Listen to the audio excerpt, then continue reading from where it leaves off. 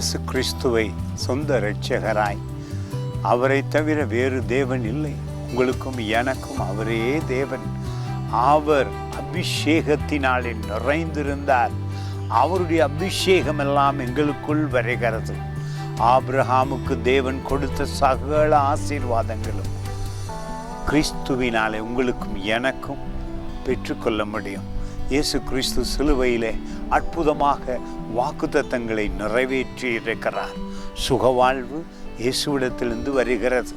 சமாதானமான வாழ்வு இயேசு கிறிஸ்துவிடத்திலிருந்து வருகிறது. பண ஆசீர்வாதமான வாழ்வும் கிறிஸ்து உங்களுக்கு கொடுக்கிறார். உங்கள் உழைப்பிலே நீங்கள் உயர முடியும்.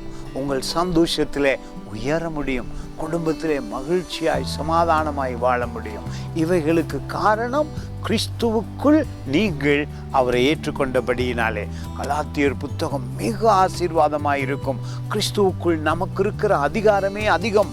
கலாத்தியர் 3ஆம் அதிகாரத்திலே 29வது வசனம் மிக ஆசீர்வாதமாய் இருக்கிறது.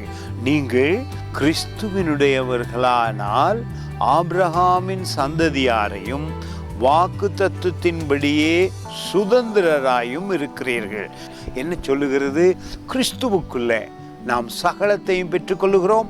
ஆபிரகாமுக்கு வாக்குத்தத்தமா தேவன் கொடுத்த அவ்வளவு ஆசீர்வாதத்துக்கும் நீங்களும் நானும் பங்காளியாகி விடுகிறோம். கிறிஸ்துவுக்குள்ளே பிதாவுக்கு பிள்ளைகளாய் இருக்கிறோம். எனவே தேவன் வைத்திருக்கிற சகல நன்மையையும் நீங்கள் அனுபவிக்க முடியும். இந்த நாளில் நீங்கள் இயேசு கிறிஸ்துவுக்குள்ளாக மகிழ்ந்திருங்கள். அவர் நாமத்தை உச்சரியுங்கள். அவர் நாமத்தின் நிமித்தம் பிதாவிடத்தில் எதை கேட்டுக்கொள்கிறோமோ அதை பெற்றுக்கொள்ளுகிறோம்.